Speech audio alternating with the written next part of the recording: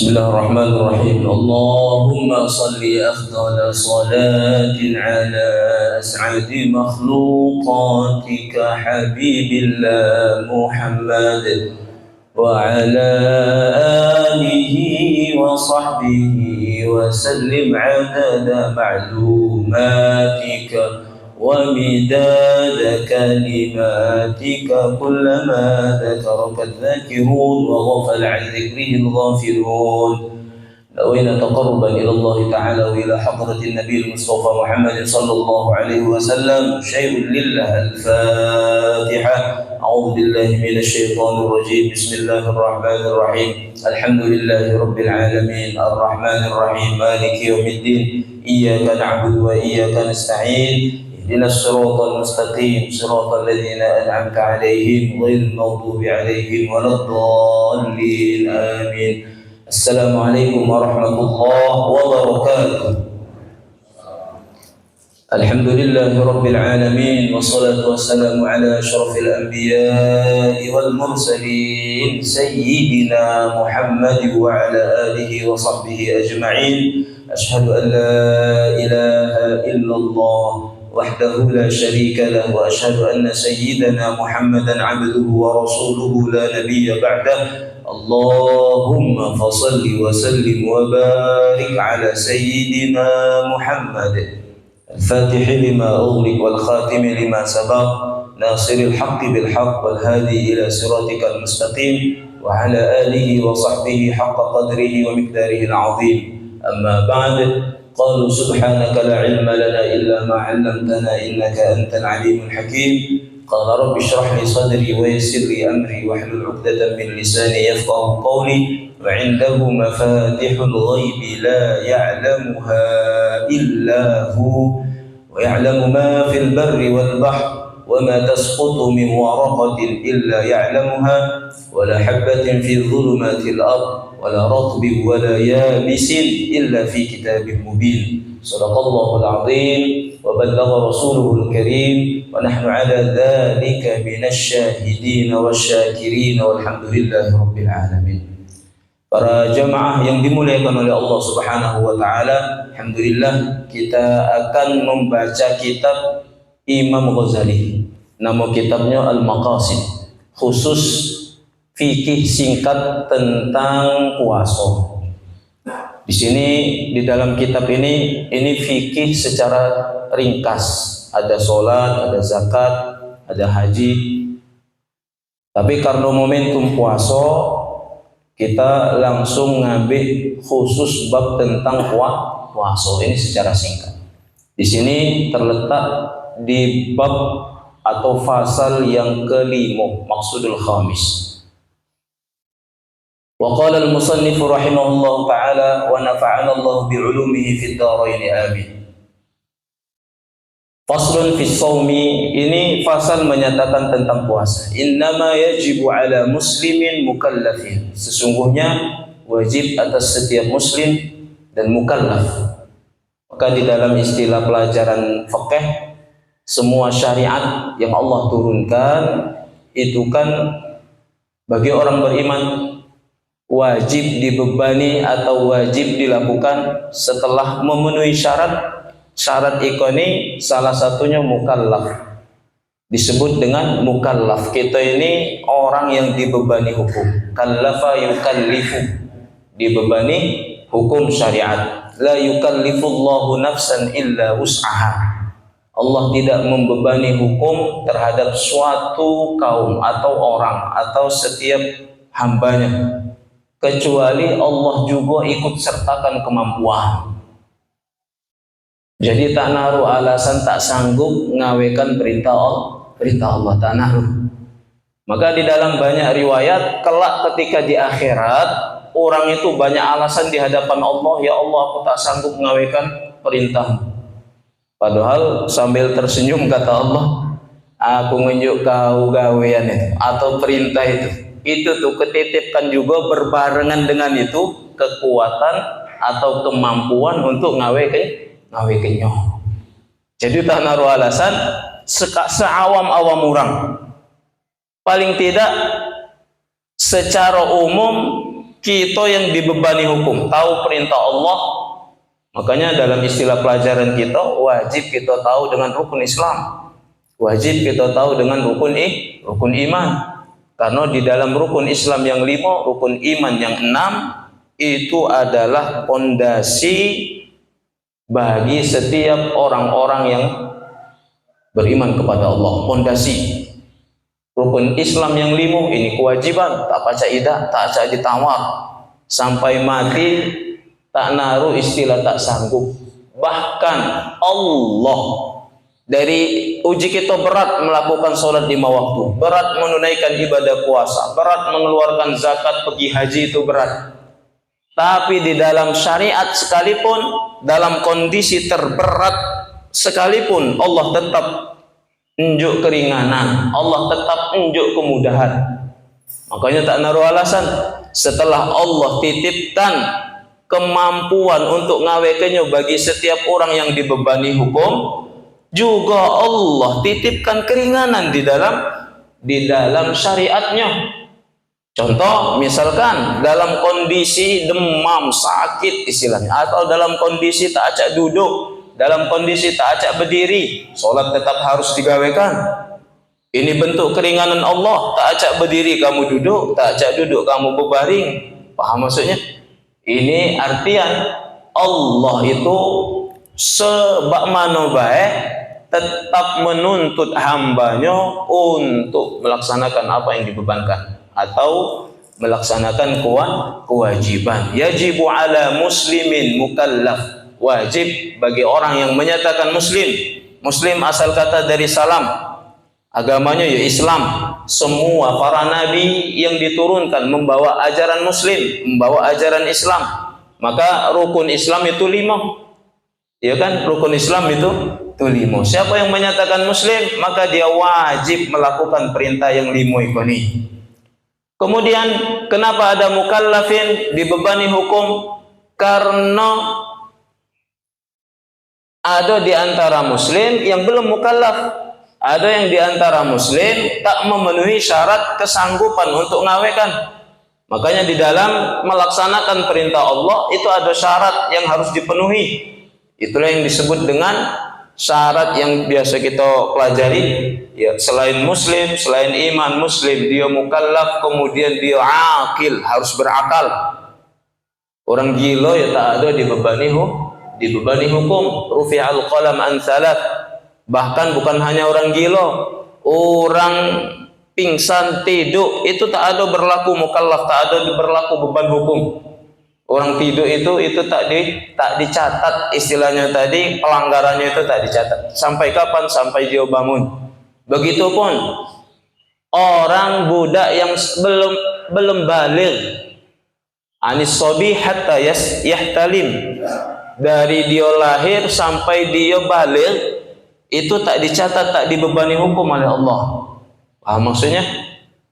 Makanya ada istilah syarat sholat tadi itu, sebelum dia mukallaf, dia itu harus baligh dulu, dia itu harus mumayyiz, pacak membedakan mana yang baik, mana yang jahat.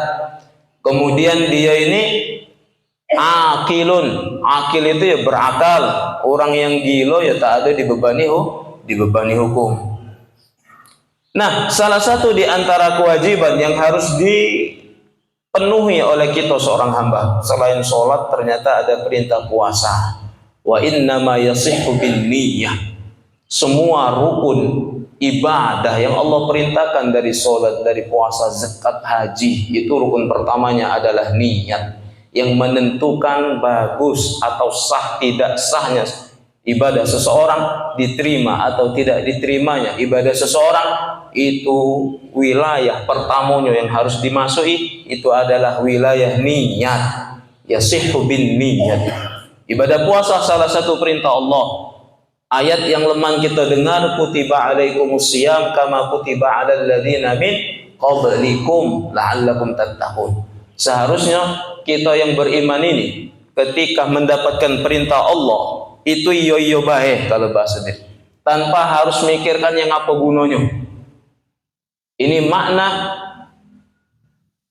2 ayat terakhir surat Al-Baqarah yang bunyinya amanar rasulu bima unzila ilaihi mir rabbih wal mu'minun kullun amana, semua orang yang beriman kepada Allah, para malaikat, kitab yang diturunkan, rasul-rasul yang diutus, ya kan? La nufarriqu baina ahadin mir rusulih qalu sami'na wa ata'na. Seharusnya orang beriman yang sudah menyatakan iman kepada Allah, apa saja bentuk perintah Allah, komentar pertama itu adalah kami dengar, kami taati, tanpa mencari yang apa tujuannya ya Allah. Puasa tadi berlapar-lapar, yang apa gunanya misalkan. Walaupun secara makna tidak ada syariat yang Allah turunkan, melainkan di dalamnya banyak faedah, di dalamnya banyak hikmah, banyak pelajaran.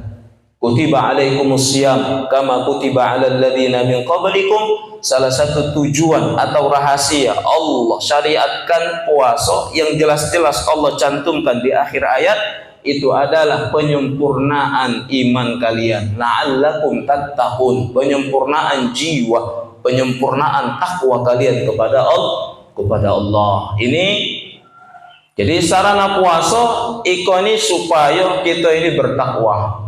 Takwa itu fil alaniyah.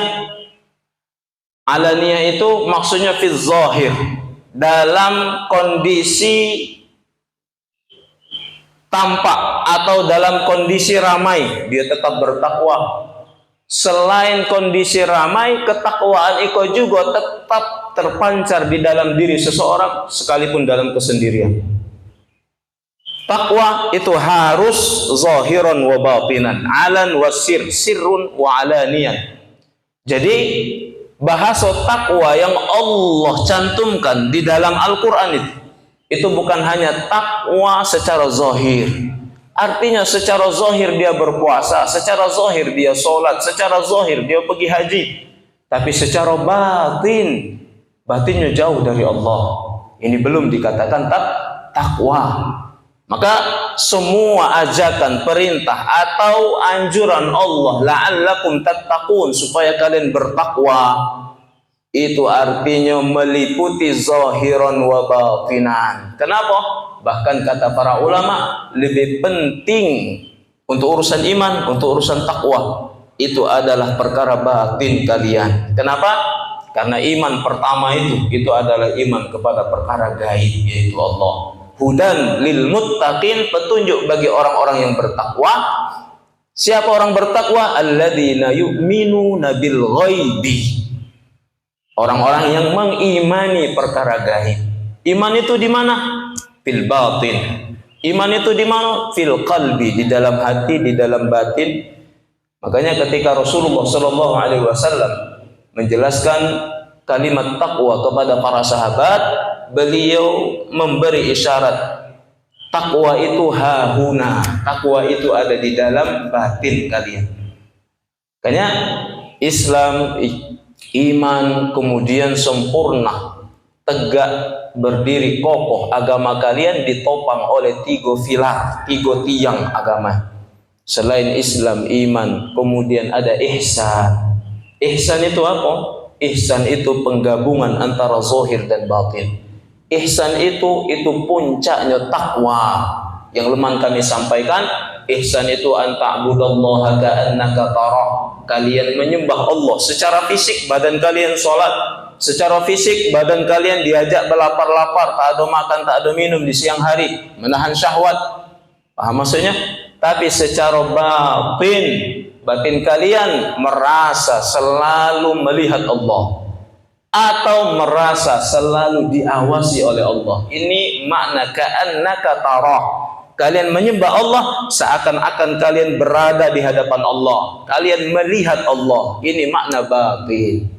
Jadi takwa ini meliputi zahiran wa batinan, sirran wa alaniyan. Sirran, rahasia, ada di dalam hati kita. Alan, itu ada yang tampak di dalam diri kita. Artinya perilakunya harus perilaku orang bertakwa. Lisannya harus lisan orang bertakwa. Pandangan matanya harus pandangan orang bertakwa. Pendengaran harus pendengaran orang-orang bertakwa. Ayunan tangan, langkah kaki, ini zahir. Nah, puasa ini meliputi ibadah zahir dan batin, jelas. Puasa ini adalah sarana terbesar setelah sholat, supaya orang ngerti makna takwa itu seperti apa. Puasa ini ternyata ini sarana supaya orang mencapai level ihsan, anta'budallaha ka'annaka tara. Kenapa?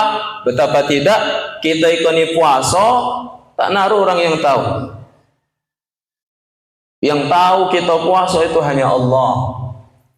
Walaupun di rumah kita sahur dengan orang rumah, sahur dengan anak-anak, tapi setelah itu siapa yang mengawasi bahwa kita benar-benar puasa? Orang rumah kita, atau suami kita, atau bahkan perhatian anak-anak kita? Tidak. Mereka tak tahu. Kita nak kemana mereka tak tahu. Maka bahasa hadis yang dijelaskan oleh Rasulullah, as-siyamu, puasa itu tuh li, untuk saya, kata Allah. Dan Allah langsung wa ana ajzibi. Jadi puasa itu langsung urusannya dengan Allah. Puasa itu langsung urusannya batin, langsung urusannya ini tentang istilahnya tuh wilayah iman. Maka semua ketaatan, semua perintah, semua kewajiban itu rukun pertamanya adalah niat. Wa innama yasihhu bin niyyah. Puasa itu sah benar diawali dengan niat. Wa intifa'il muftir wa huwa riddatun wa haidun wa nifasun wa ta'ammudu qai'in wa jima'un wa istimna'un wa usuli 'ainin fi manfadin ila jawfin ka batni wa dimaghin wa duburin wa mathanatin. Beliau menjelaskan tidak semua mukallaf dibebani hukum berpuasa. Artinya secara syariat ada juga pengecualian. Siapa maksud pengecualian? Orang yang bukan Islam, murtad atau keluar dari agama Islam, riddatun atau murtad, itu ya tidak dibebani puasa. Kemudian perempuan yang haid, perempuan yang nifas, itu pengecualian. Ini syariat. Jadi semua kita mukallaf. Tapi kalau di antara kaum muslimin ada yang sakit, ada yang perempuan haid, nifas, wiladah, melahirkan segala macam, itu bahasa diri tak boleh berpuasa. Kemudian perkara yang menjadikan puasa dia ini ditolak atau puasanya ini batal, wa ta'ammudu qai'in, artinya melanggar aturan puasa, ya makan dan minum, jima, kemudian hubungan suami istri di siang hari, wastimna, keluar kalau kita yang jantan, ini keluar air mani dengan sengaja. Kalau mimpi ya tak ada, dengan sengaja. Kemudian wa usulu ainin fi manfadi jawfin, masukkan sesuatu ke dalam rongga kita kan. Ya artinya makan dan minum. Pokoknya ada jamaah bertanya, Ustaz, makan dan minum baik katanya kan yang batal puasa masuk rongga. Kalau merokok kan tak ada sih. Merokok kan katanya istilahnya itu bukan makan, bukan minum. Nah ini makna syariat, pakamnya para ulama. Mereka memberi bahasa itu ya, aturan itu aturan yang istilahnya tadi ya, bahasa semua, segala sesuatu walaupun bukan makanan itu yang masuk ke dalam rongga, melewati pangkal rongga kita ini, maka batal puasa. Kalau mazhab Imam Hanafi, beliau memaknai rongga itu hanya rongga tenggorokan, rongga mulut, hanya satu. Tapi kalau mazhab kita Imam Syafi'i, semua rongga. Telinga rongga, hidung rongga, mohon maaf kubul dan dubur. Aku tahu saya heran, kita kecil dulu kalau puasa tak jadi orang tua kita mandi ke air, mandi ke laut berubah. Kaki itu masuk air ke hidung atau malah terkentut dalam air gitu. Batal puasa uji orang bilang. Ini mazhab Syafi'i. Segala sesuatu yang masuk ke dalam rongga ini batal puasa. Nah, termasuk asap, kecuali dia tadi merokok tadi, itu sebatas di mulut baik, sama pecah buku mor. Tapi kalau merokoknya ngesit uji orang ngisap panjang, masuk dari mulut keluar dari hidung. Itu artinya asap tadi masuk ke dalam rongga. Dan aku tak yakin perokok itu tak ladas kalau tak ngesit tadi. Paham sih? Tak pacak orang ngerokok tadi ya tak ada keluar dari hidung itu tak pacak. Bukan pecah budak baru belajar merokok. Misalkan keluar dari mulut baik. Nah, kalau keluar dari mulut baik atau kiai-kiai bilo nih ya, itu tak ada batal. Lajulah nak merokok. Nah, di dalam penyempurnaan ibadah ada istilah wasunanuhu, ada sunnah-sunnah yang harus disempurnakan. Di dalam puasa itu sunnah takhirus sahur, mengakhirkan sahur itu disunnahkan. Kemudian wa ta'jilu fitr, menyegerakan berbuka itu disegerakan itu sunnah. Kemudian wa tarku hujrin, ini maknanya meninggalkan semua perkataan tak bagus, ghibah, namimah, dusta, menggunjing orang, menghina orang, semua omongan tak bagus dalam kondisi puasa itu harus ditinggalkan. Kam min shaimin, betapa banyak orang yang puasa itu hanya mendapatkan lapar dan haus, kata baginda Rasulullah. Kenapa? Karena lisan mereka tak mampu dipelihara, kemudian pandangan mata mereka tak mampu dipelihara, sehingga mereka hanya mendapatkan lapar dan haus, tak mendapatkan keutamaan puasa yang sesungguhnya. Maka kata Imam Ghazali dalam bab puasa yang panjang, Ihya Ulumuddin, ada asrarus siyam, rahasia-rahasia terdapat di dalam ibadah puasa. Beliau mengkategorikan ibadah puasa itu ya 3 kelas atau 3 kalau bahasa diri ya 3 tingkatan. Puasa orang awam yaitu tadi mereka hanya memenuhi syarat zohirnya baik. Syarat zohir tadi ya hanya menahan lapar, haus, kemudian tak ada hubungan suami istri, menahan syahwat di siang hari. Malamnya bohji dia makan, malamnya ya bohji minum. Sehingga ini puasa kita orang awam. Mereka tak mampu menjadikan sarana puasa mendidik rohani. Dia puasa tapi dia masih dusta. Dia puasa tapi dia belum berani untuk jujur. Dia masih banyak perkara yang dia tutupi atau berdusta. Misalkan dia berdagang, dia masih curang berdagang.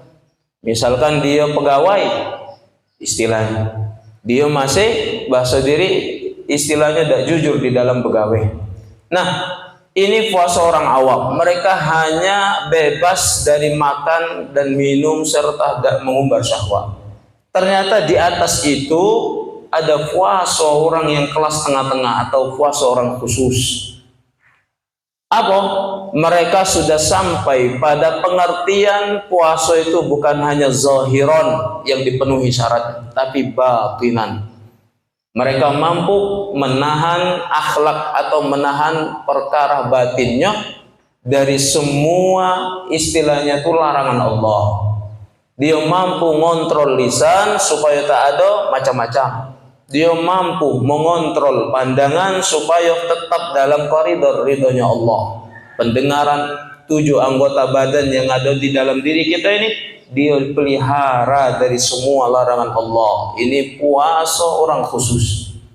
Maka siapa yang mampu menahan puasa baik ini, dia sudah naik 1 level. Ini sudah puasanya orang-orang soleh. Puasanya orang-orang istilahnya itu yang dekat dengan Allah. Ini zahiran wa batinan.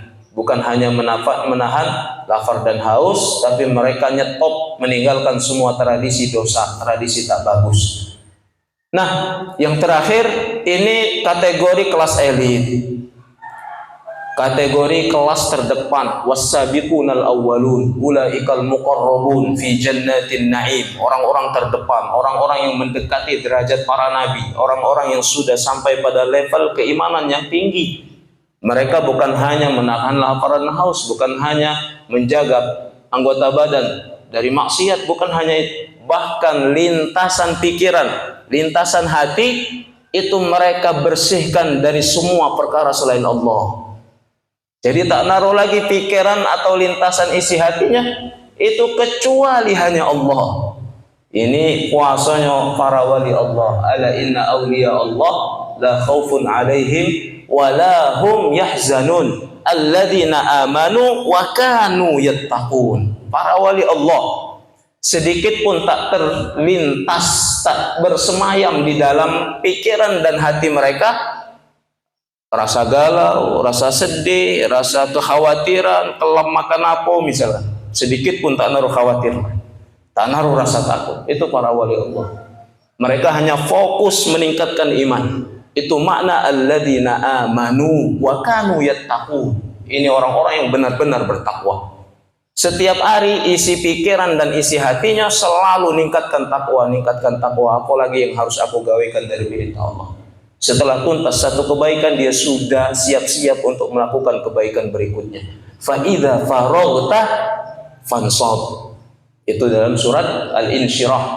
Ya kan, inna ma'al usri yusra.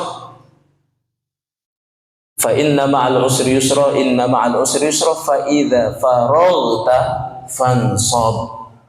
Apabila tuntas satu kebaikan yang kamu gawekan, lah beres, maka fansab, cepat-cepat kamu susul dengan kebaikan berikutnya. Ini makom auliya, ini makom orang-orang yang benar bertakwa. Alladzina amanu wa kanu yattaqun. Ini makna puasa. Ada puasa awam, puasa khusus, kemudian puasa khawas bil khusus bil khawas. Ada khusus bil khusus, orang yang terdepan, orang-orang yang dekat dengan Allah. Kemudian aturan puasa, wala yasihhu shaumun. Tidak sah atau diharamkan berpuasa pada 2 hari raya. Jadi raya tak jadi puasa. Wa ayyamit tasyrik, kemudian 3 hari tasyrik 11, 12, 13 Dzulhijjah. Wala yaumi syakkin, kemudian tak boleh juga puasa pada hari yang ragu. Hari ragu itu ru'yatul hilal. Kemarin kita di hari Rebu, ya kan, hari Selasa kita ru'yatul hilal, dilihat bulan, lah nongol apa belum, uji pemerintah kita belum, maka hari Rabu itu puasanya haram, tak boleh. Hati-hati. Ketika sudah diisbat, ditetapkan 1 Ramadan, hari Kamis, Rabu haramun puasa. Sekalipun kita ini sudah puasa dari Senin, sudah puasa hari Selasa misalkan. Maka ketika tahu kelam itu tuh hari terakhir bulan Syaban, maka tak usah berpuasa. Membedakan puasa sunnah dengan puasa Ramadan. Illa ayyuwafiqa 'adatun lahu aw yasilahu bima qablah. Kecuali dia puasa wisol setahun, dia setahun puasa terus. Paham maksudnya? Kecuali hari tasyrik, kemudian 2 hari raya. Kalau dia wisol puasa terus, maka hari Rabu 29 atau 30 Sya'ban dia boleh langsung lanjut. Paham maksudnya? Ini puasa wisol. Wa 'alal muftir bijima'i. Sekarang secara fikih, aturan orang batal puasa gara-gara jima atau hubungan suami istri. Hati-hati di siang hari. Ini hukumannya berat. Pertama ya qada, harus diqada. Puasanya harus dibayar. Kemudian ada istilah wa kaffaratun kakaffaratiz zihar. Dia harus membayar kafarat. Seperti kafarat istilahnya tadi, az-zihar itu yakhruju man tarakahu. Zihar itu orang yang sengaja meninggalkan puasa. Maka tak boleh kita ini sengaja terang-terangan meninggalkan puasa perintah Allah. Kenapa? Karena hukumannya 1 hari yang kalian tinggalkan dengan sengaja itu harus dibayar 1 bulan penuh. Bahkan di dalam surat An-Nisa, sengaja mantaraka muta'ammidan, meninggalkan dengan sengaja, maka dia membayar puasa itu dengan 2 bulan berturut-turut. syahraini mutatabi'ain. Hati-hati dengan sengaja. Nah, kira-kira bahasa fikih sengaja meninggalkan puasa ini maknanya zihar. Orang yang batal puasanya karena tak tahan menahan syahwat sehingga dia kumpul suami istri di siang hari, batallah puasanya. Maka bahasa kitanya dia harus mengqadha puasa seperti orang yang sengaja meninggalkan puasa. Makanya ada orang tua datang ke Rasulullah, ya Rasulullah, batal puasa aku gara-gara dia kumpul sama istrinya. Rasulullah Shallallahu Alaihi Wasallam langsung ngomong, kata Rasulullah, kau qadha, bayar puasa setelah bertobat kepada Allah 2 bulan berturut-turut, syahraini mutatabi'ain. Yang melanggar itu gede-gede, artinya lah tua. Apa jawaban orang tua itu? Ya Rasulullah, sebulan aja aku tak sanggup katanya, apalagi nak 2 bulan. Nah ini kemudahan syariat. Apa jawab Rasulullah? Kata Rasulullah Shallallahu Alaihi Wasallam, sudah idku raqabah, kamu harus istilah mengganti ketaksanggupan 2 bulan puasa berturut-turut dengan membebaskan seorang budak. Apa yang terjadi? Nak bebaskan seorang budak itu duitnya nak banyak. Kata gede tadi, aku tak naruh ya Rasulullah duitnya. Sudah kata Rasulullah, kamu beri makan fakir miskin. Apa jawab gede kan? Ya Rasulullah, kurasa tak naruh di Madinah ini orang yang lebih miskin dari aku. Nah kata Rasulullah, alasan gede kan banyak. Setelah tak sanggup puasa 2 bulan berturut-turut, melanggar tadi galak ya, kemudian disuruh bebaskan budak ya tak naruh duitnya, kemudian disuruh sedekah fakir miskin juga, aku yang paling miskin di Madinah. Alhasil Rasulullah Shallallahu Alaihi Wasallam itu ngenjuk dia sekeranjang kurma. Nah kata Rasulullah, ini kurma.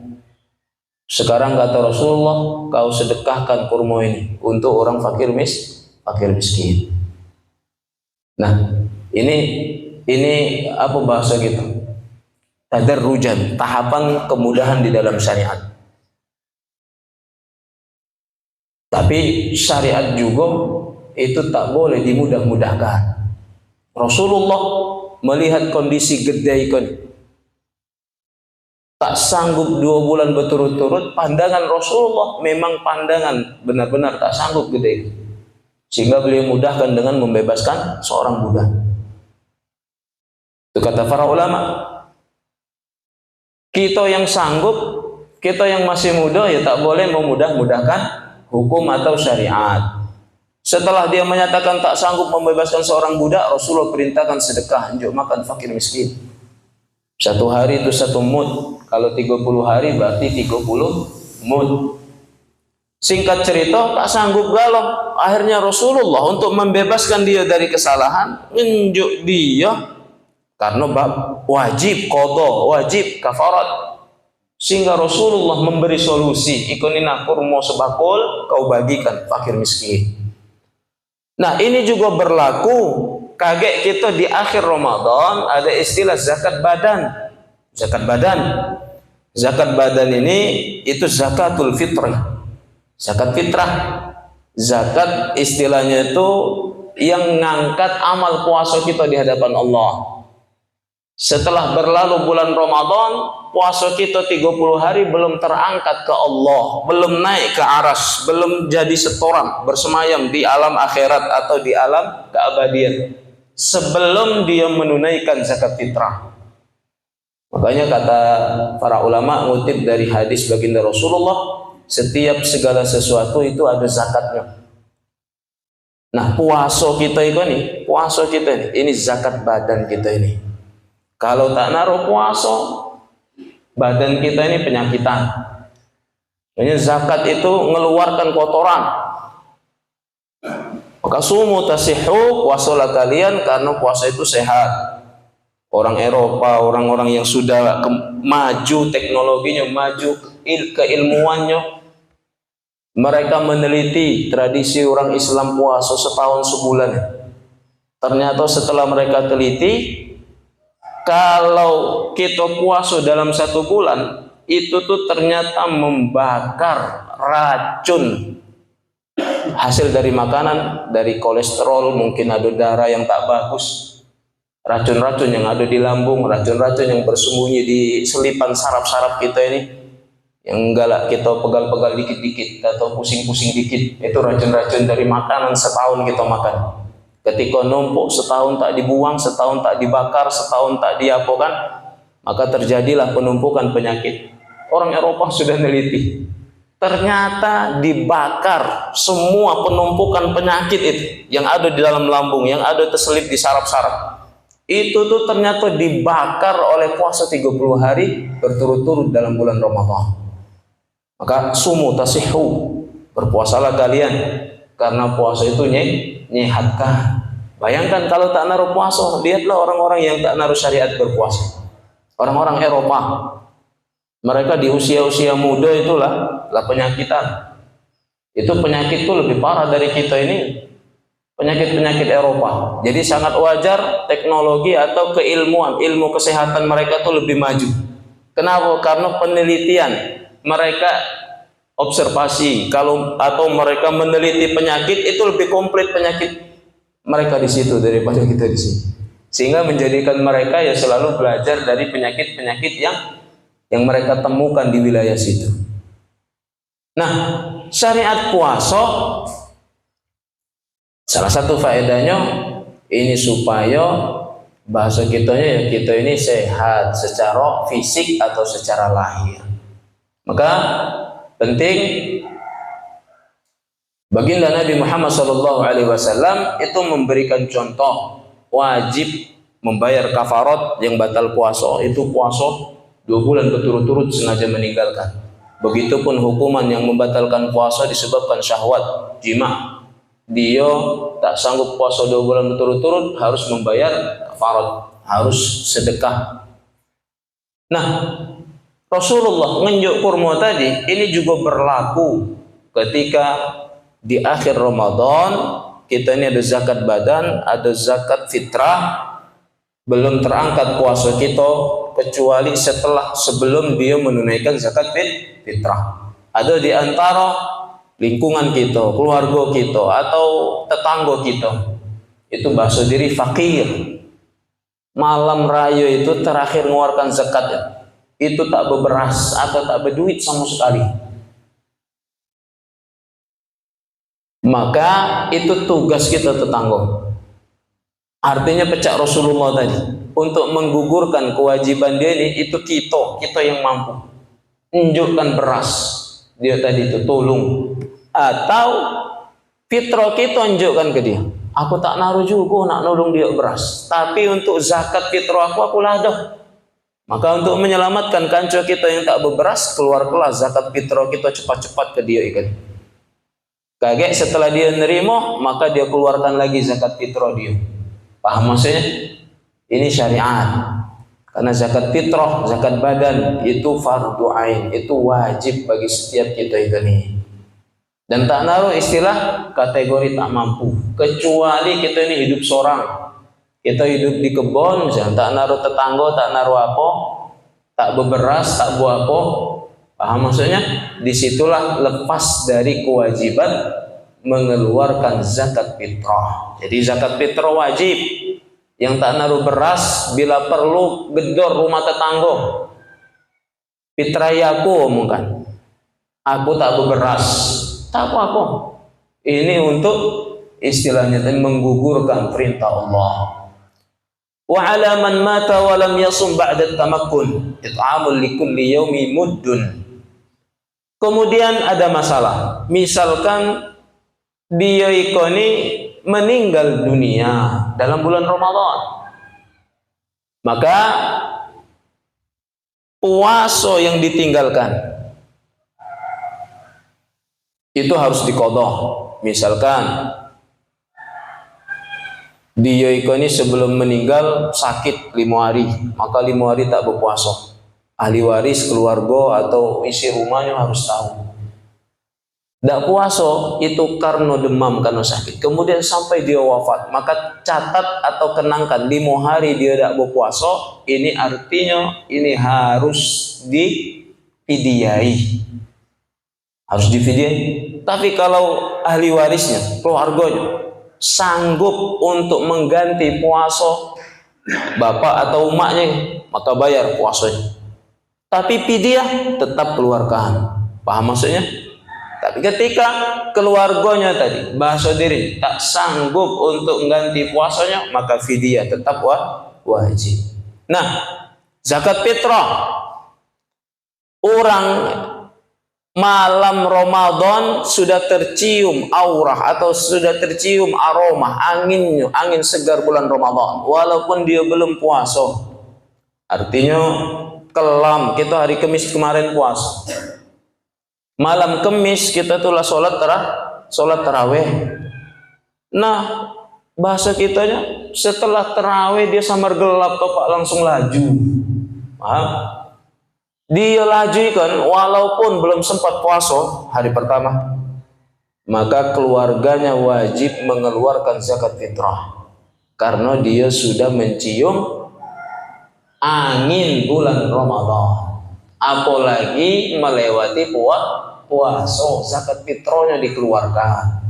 Apalagi sehari 2 hari dia puasa atau wafatnya di tanggal 6 misalkan, itu pun sakit 5 hari, setelah bayar fidyah yang 5 hari tadi, dia tetap mengeluarkan zakat fitrah. Ini yang meninggal.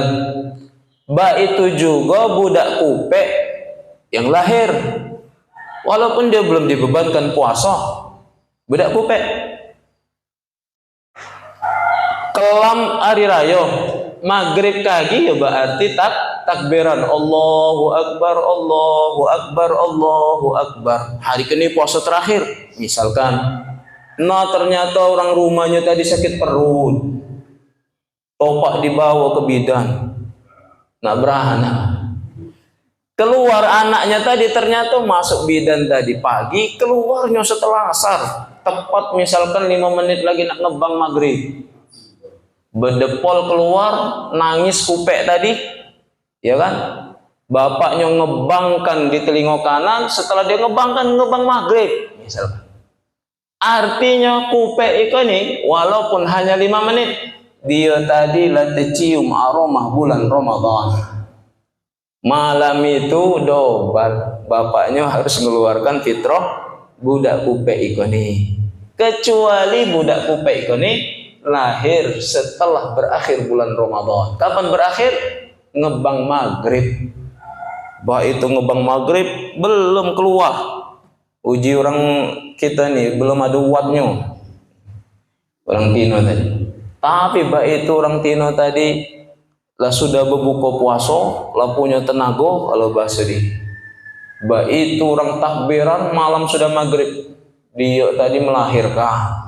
Maka bayi ini tak ada dibebankan wajib zakat fitrah. Nah, ini aturan zakat fitrah. Bayar fidyah berapa? 1 mud. 1 mud itu jurang bilo nih segenggaman beras, makanan pokok, itu 1 mud. Kalau zakat fitrah kita ini ya 4 mud. Beda fidyah dengan fitrah ya beda. Kalau fidyah 1 mud, segenggaman baik, bukan genggaman seko ya, tapi 2 tangan. Sekilo tak nyampai, tapi setengah kilo lewat, 0,7 kalau bahasa. Kalau fitrah ya 4 mud, 7 kali 4 berarti 2,8, hampir 3 kilo beras, itu fitrah. Kalau fidyah 1 mud. Wa yubahul fitra bimaradin aw safari qasrin aw khawfi hamilin wa murdi'in alaihima wa yajibul qada' wa bi khawfihima ala waladin al qada' wa muddun li kulli yawmin. Dan boleh orang berbuka puasa karena demam, karena sakit, kemudian juga karena musafir, itu boleh. Kemudian orang perempuan yang hamil boleh dia berbuka puasa atau tak ada puasa. Kalau dia takut keadaan dirinya dengan keadaan baik, maka dia cukup mengqadha puasa. Tapi kalau dia takut kekhawatirannya ini hanya terhadap bayi, maka dia wajib qadha, kemudian wajib juga bayar fidyah. Bak mana kok takut keadaan bayi? Misalkan dia kuat berpuasa sebenarnya, tapi takut kalau berpuasa karena janinnya lemah, takut keguguran. Yang dia khawatirkan tadi malah bayi, maka dia duo qadha dengan fidyah. Baik itu juga umak-umak yang nyusui. Sebenarnya aku kuat puasa hoji, tapi aku kalau puasa susu tak keluar, anakku rewel, anakku penyakitan misalnya. Dia tak galak makan yang lain kecuali makan dengan umat. Yang dikhawatirkannya itu kupek.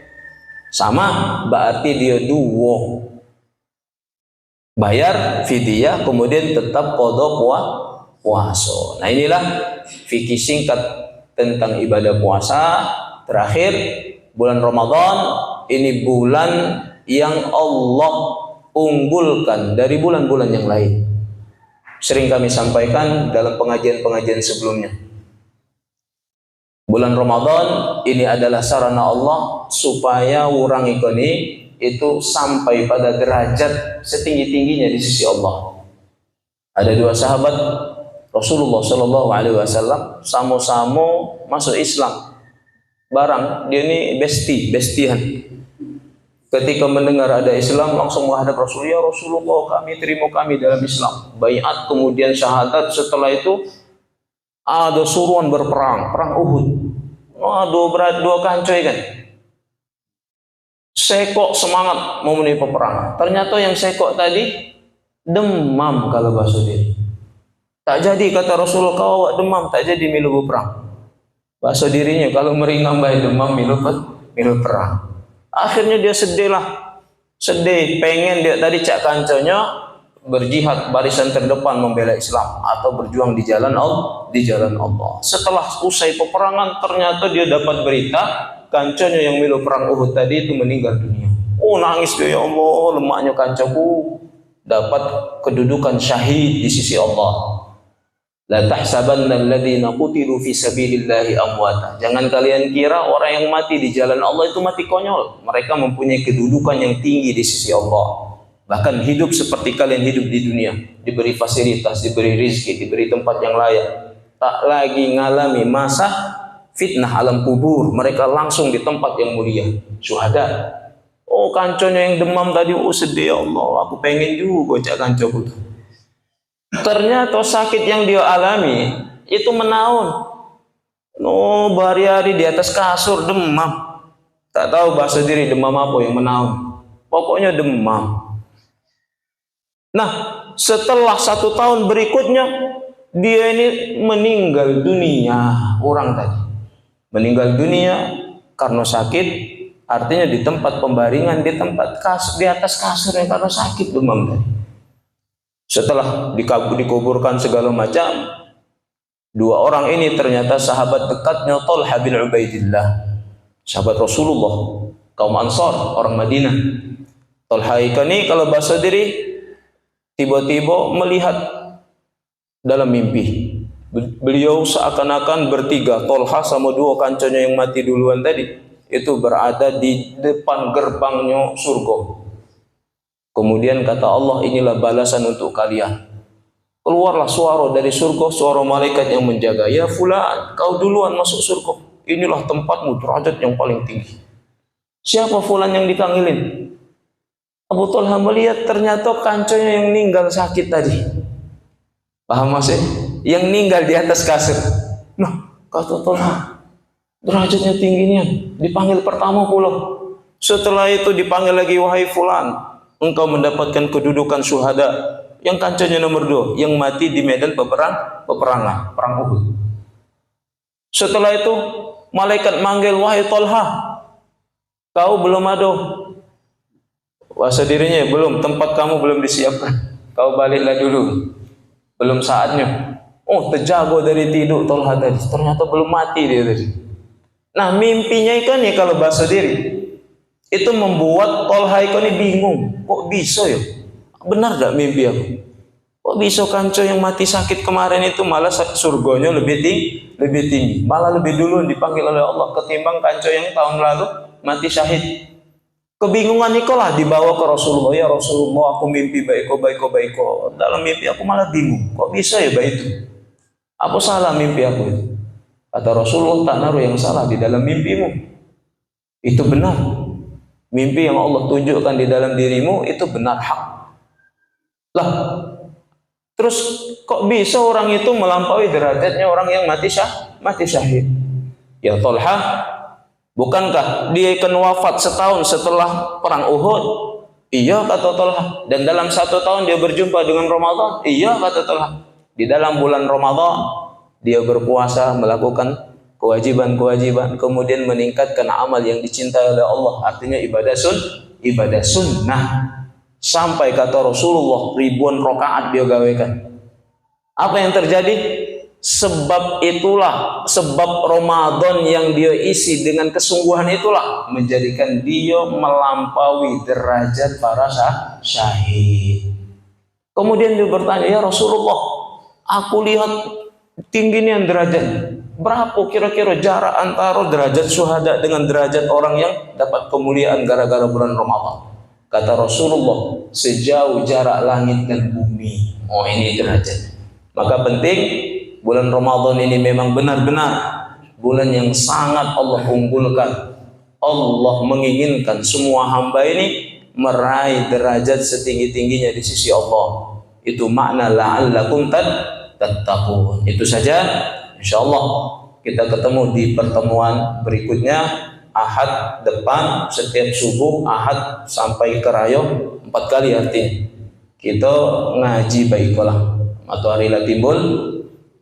Dalam hadis yang sering kita dengar ada sholat sunnah isyraq, seorang sholat subuh berjamaah kemudian dia tak meninggalkan tempat sholatnya, berzikir, membaca Al-Quran, mengkaji ilmu agama, kemudian tidak meninggalkan tempat kita ngaji atau tempat kita sholat, kecuali dia sholat sunnah 2 rakaat. Itu yang disebut dengan sholat sunnah isyraq. Maka dia mendapatkan pahala haji dan umroh sempurna. Maka setelah kita tutup dengan berdoa, kaget jangan balik dulu sebelum sholat sunnah 2 rakaat. Itu saja. Wal afu minkum. Apa ada yang nak bertanya? Orang Tino, ada yang nak bertanya? Fikih singkat. Puasa. Biasanya mak ada nyiapkan sarapan. Ada, silakan. Fadhol.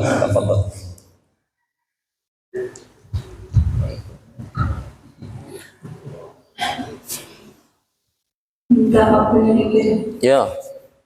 Jadi berhubungan puasa, kalau ada kan kita tadi sholat cuma, terus kalau di HP juga ada. Nah kalau di lagu bunyi apa yang di HP tadi ini ada buka, sedangkan di masjid bang. Jadi dengarkan yang di apa yang mulai jadwal sholat yang di rumah, apa nunggu yang di masjid. Terus yang sekotnya biasa kita sebelum raya ada yang galak di baju raya ya. Nah di Palembang itu misal ke Palembang tiba-tiba buka oleh tak tahan itu Pak Manu yang Gawe dibuat.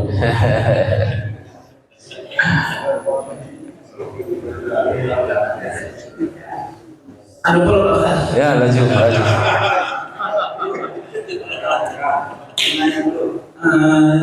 Di zaman modern Bapak ini, Ustaz, Pak Manu yang dikatakan musafir.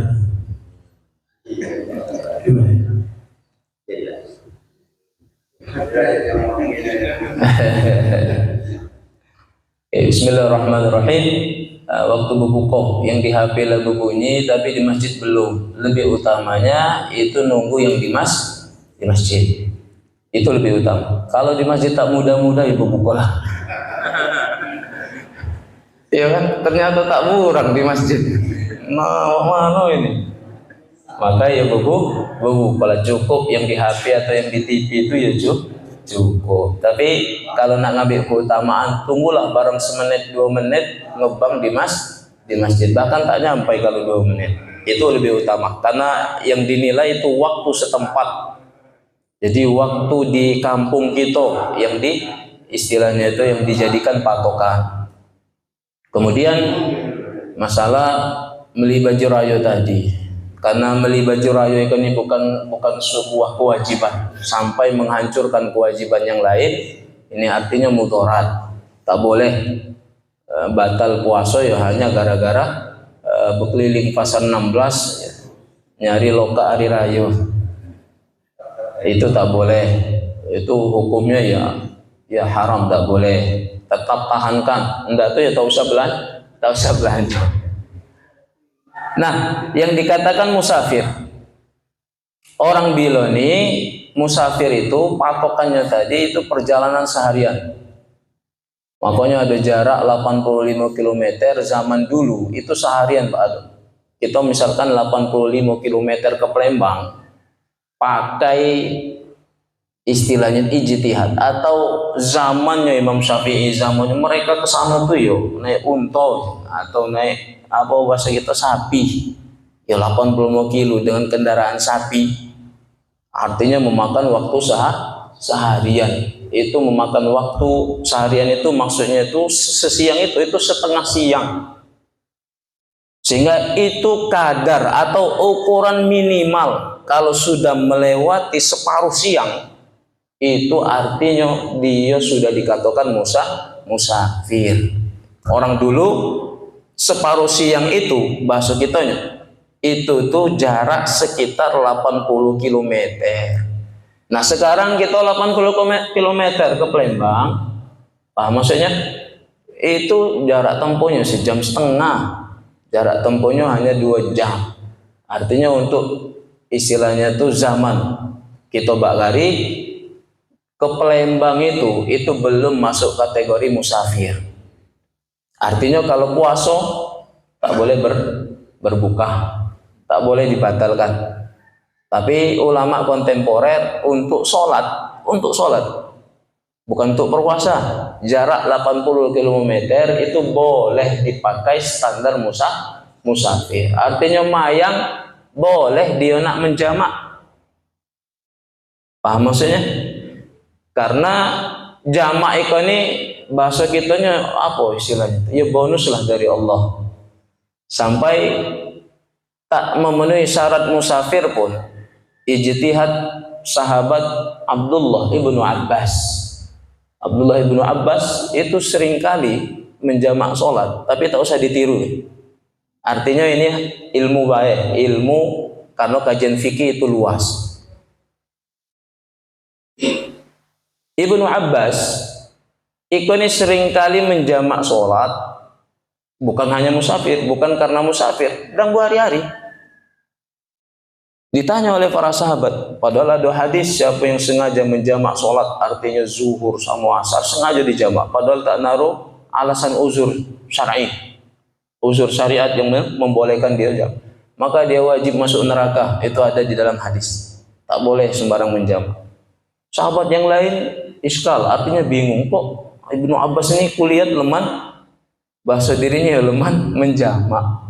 Tiba-tiba dia mayang maghrib, setelah itu langsung digabungnya isya. Tiba-tiba mayang zuhur, tak langsung dikumpulkannya dengan asar. Tanyalah sahabat, kami lihat antum atau dirimu seperti itu. Bukankah tak boleh kalau tak naruh alasan syar'i? Kata Ibnu Abbas, iya memang tak boleh. Tapi kekhawatiran aku, paham maksud kekhawatiran? Kekhawatiran aku khawatir, sangat-sangat khawatir. Aku sangat takut kalau masuk waktu asar, aku tadi itu tak sempat mayang asar. Aku khawatir kalau masuk waktu isya, aku tak sempat mayang isya. Artinya ada perkara yang dia khawatirkan. Nah, bahasa lain, aku khawatir kondisi aku sekarang. Masuk waktu asar, ternyata belum sempat mayang asar, aku sudah dipanggil oleh Allah. Paham maksudnya? Tapi Ibnu Abbas ketika dia masuk waktu asar dan punya kesempatan mayang asar, dia mayang lagi. Nah, ini artinya alasan beliau selalu menjamak sholat itu karena khawatir umur tak sampai lagi di asar, atau bahasa dirinya lah masuk asar belum sempat mayang asar, ternyata lah dipanggil oleh Allah. Paling tidak Ibnu Abbas, ini bahasa dirinya, itu bebas dari kewajiban. Nah, baik itu juga kita ke Palembang misalkan, aku kaget di jalan, aku khawatir asar nih bahasa dirinya tak sampai ke dusun, misalkan dari Palembang Zohor nak balik ke dusun, apalagi misalkan musim macet. Kalau zaman dulu belum ada tol, ya kan, zaman dulu ya Mbak Kari ya ada tol. Khawatir kalau datang ke rumah aku tadi tuh tak sempat mayang asar, maka di Masjid Agung gabunglah dengan asar. Ketika alasannya khawatir, bukan karena alasan musafir, maka ketika dia balik ternyata masih luang nak mayang asar, mayang lagi asar. Itu bahasa khaufan, kekhawatiran, itu harus segera ditunaikan. Kebaikan harus segera ditunaikan walaupun belum masuk waktunya. Baik itu juga istilahnya itu ya alasan di Palembang tadi.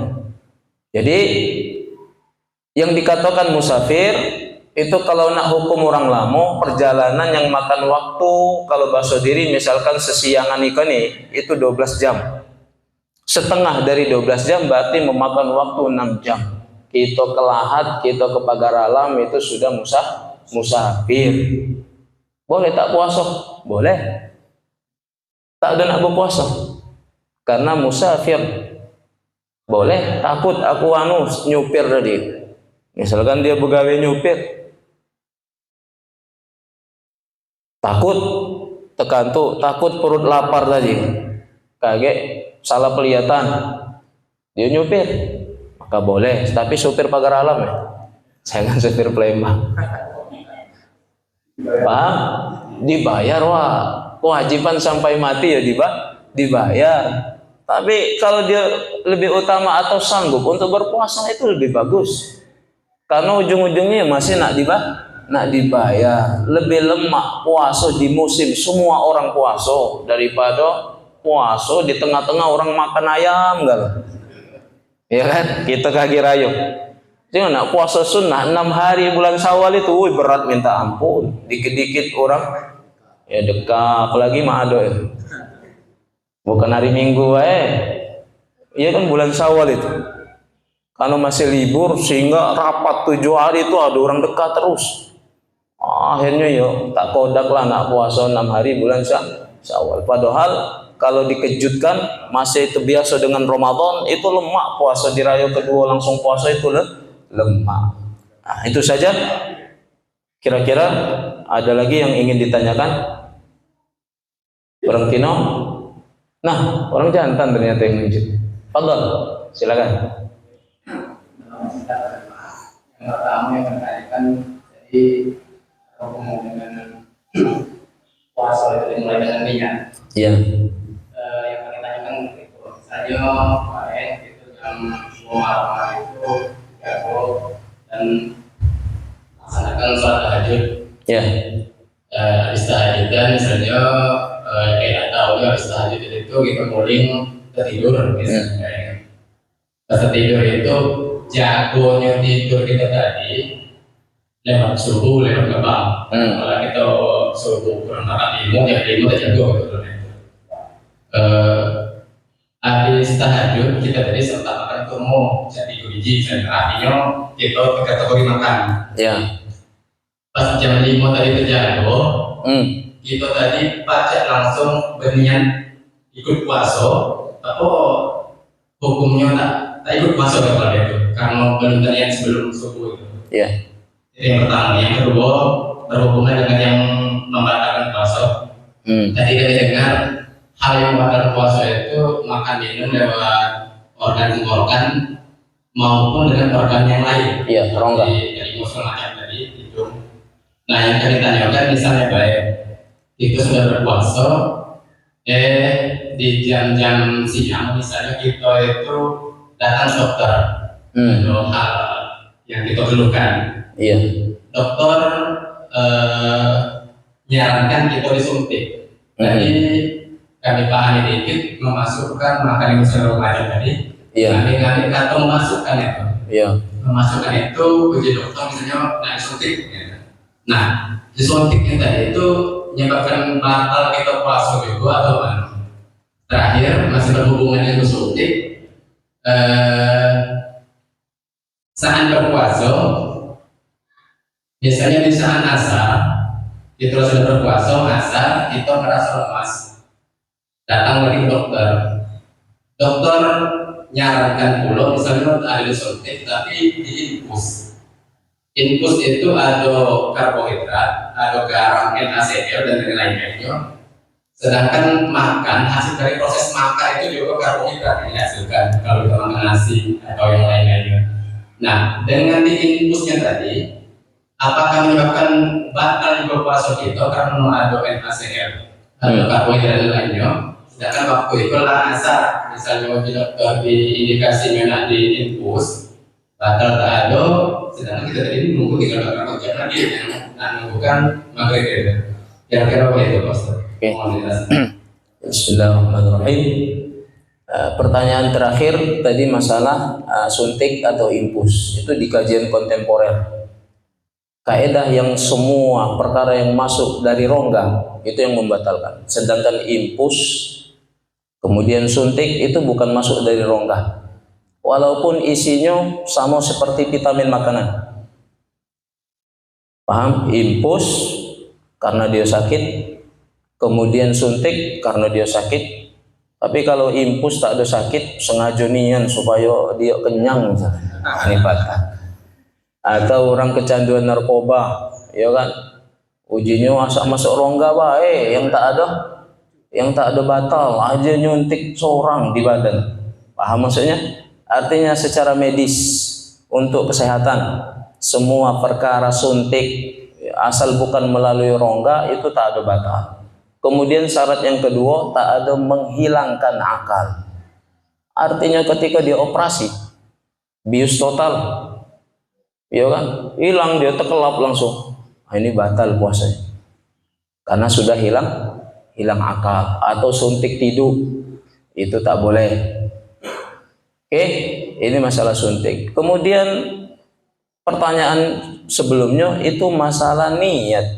Ingat para jamaah, niat puasa kita ini setiap malam diniatkan itu wajib.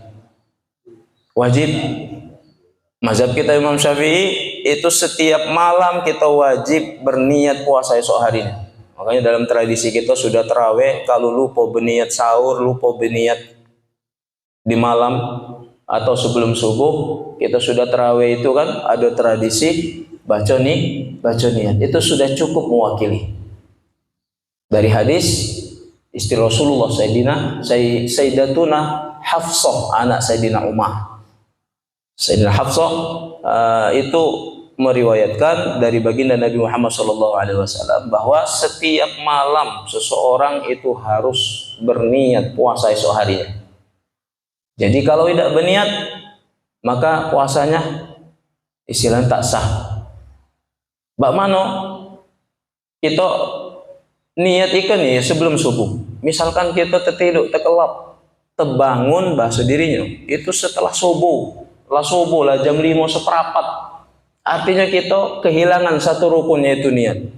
Maka dalam istilah fikih dia tetap wajib puasa, tak boleh dia membatalkan, tak boleh dia makan, dia puasa. Tapi puasa ini dinyatakan kurang atau bahasa diri tak sah, kurang satu rukun yaitu niat. Maka dia tetap berpuasa di siang hari. Setelah Ramadan dia qadha puasa ini, perbaiki. Paham maksudnya? Maka niat harus dilafazkan, harus bahasa kita diniatkan itu sebelum subuh. Walaupun tak ada makan sahur, sudah tarawih kita niat, iya kan? Ya Latifu ya Kafi kita yang sudah wiritan itu. Maka setelah kita doa rame-rame lah baca nawaitu shauma ghadin an adai fardi syahri ramadhana hazihi sanati lillahi ta'ala. Maka dia sudah berniat. Tak apa-apa kaget dia di sahur dia lupa berniat atau tak ada berniat, nak ngulangi lagi ya lebih bagus. Jadi niat puasa itu tak harus ketika sahur. Baik itu sudah berbuka pun, kalian sudah berbuka, alhamdulillah kenyang. Kita berniat, ya Allah, sengaja aku puasa besok pula. Karena Allah Ta'ala itu sudah niat, itu wajib. Nah, itu Imam Syafi'i. Hanya kalau dalam mazhab Imam Hanafi, niat itu cukup boleh satu kali, tapi digalaukan. Saja aku niat dia sebulan, niat puasa penuh puasa dirinya bulan Ramadan karena Allah Ta'ala, maka dia tak perlu setiap malam berniat. Ini mazhab Imam Hanafi. Tapi kalau kita saban malam harus diniatkan, karena masing-masing hari itu berbeda. Imam Syafi'i, hanya kiai kita di pesantren itu makai dua-duanya. Niat galau-galau itu kan dilafazkan itu di awal Ramadan, tak jadi kita lafazkan di tengah-tengah Ramadan. Oh Ustaz boleh niatkan galau-galau, malam kini nak ku galaukan deh niat. Ya Allah, aku niat puasa sisa Ramadan ini galau-galau. Misalnya. Padahal maksud niat galau-galau kan dilapaskan di awal Ramadan. Nah, kita di pesantren itu di awal Ramadan itu niat sebulan penuh, kemudian saban malam itu tetap pakai niat. Jadi 2 kali niat di awal. Nawaitu sauma syahri Ramadan. Aku niat puasa sebulan penuh bulan Ramadan. Kemudian setelah itu diiringi niat puasa esok hari. Jadi 2 kali niat di malam pertama.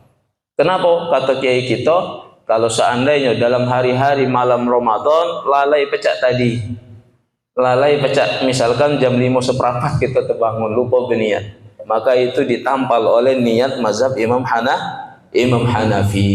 Jadi kenangkan, kalau tak ada nak nampal puasa gara-gara lupa niat, maka di awal bulan Ramadan taklid, ikutlah pendapat Imam Hanafi, puasa sepenuhnya bulan Ramadan. Jadi niatnya sebulan, sekaligus sebulan. Tapi setelah itu baca juga niat perharinya. Paham? Niat sebulan hanya untuk nutupi kelalaian kita kalau dalam hari-hari Ramadan kita lupa niat. Oke? Itu 2 pertanyaan. Itu saja. Cukup? Kita akhiri dengan berdoa kepada Allah Subhanahu wa taala, ala niyatina wa qadri hajatina ya Allah, sallimna wal muslimin min afati dunya wa balaiha wa musibatiha wa fitnatiha wa min sa'iri dhulumati a'daina. Ati nufusana taqwaha wa zakkiha anta khairu man zakkaha bi sirri kulli asraril Fatihah. A'udzu billahi minasy syaithanir rajim. Bismillahirrahmanirrahim. Alhamdulillahi rabbil alamin arrahmanir rahim maliki yaumiddin. إياك نعبد وإياك نستعين اهدنا الصراط المستقيم صراط الذين أنعمت عليهم غير المغضوب عليهم ولا الضالين آمين وصلى اللهم على سيدنا محمد النبي الأمي وعلى آله وصحبه أجمعين. نحمدك يا ربنا أنت رب العالمين، لك الحمد ملء السماوات وملء الأرض وملء ما شئت ومن شيء بعد. اللهم صل على سيدنا محمد وعلى آل سيدنا محمد. اجعل جمعنا هذا يا ربنا جمعا مرحوما وتفرقنا من بعده تفرقا معصوما، ولا تجعل فينا وبيننا شقيا ولا محروما برحمتك يا أرحم الراحمين. نسألك رضاك والجنة ونعوذ بك من سخطك والنار. اعتق رقابنا ورقاب آبائنا وأمهاتنا وأجدادنا وجداتنا وأولادنا من النار أجمعين. اللهم يا ربنا إنك عفو كريم تحب العفو فاعف عنا يا كريم. نسألك إيمانا كاملا ويقينا صادقا ولسانا ذاكرا وقلبا خاشعا وعلما نافعا وعملا صالحا متقبلا ورزقا حلالا طيبا مباركا وتوبة نصوحا وتوبة قبل الموت ورحمة عند الموت ومغفرة بعد الموت. اللهم هون علينا في سكرات الموت والنجاة من النار والعفو عند الحساب. ظلمنا أنفسنا وإن لم تغفر لنا وترحمنا لنكونن من الخاسرين. نشهد أن لا إله إلا الله ونشهد أن سيدنا محمدا عبده ورسوله. اللهم اجعلنا من التوابين واجعلنا من المتطهرين واجعلنا من عبادك الصالحين واجعلنا عبدا شكورا واجعلنا عبدا صبورا ونذكرك كثيرا ونسبحك بكرة وأصيلا. وصل اللهم على سيدنا محمد النبي الأمي وعلى آله وصحبه أجمعين والحمد لله رب العالمين. تقبل الله منكم ومنكم تقبل يا كريم والعفو منكم. السلام عليكم ورحمة الله وبركاته.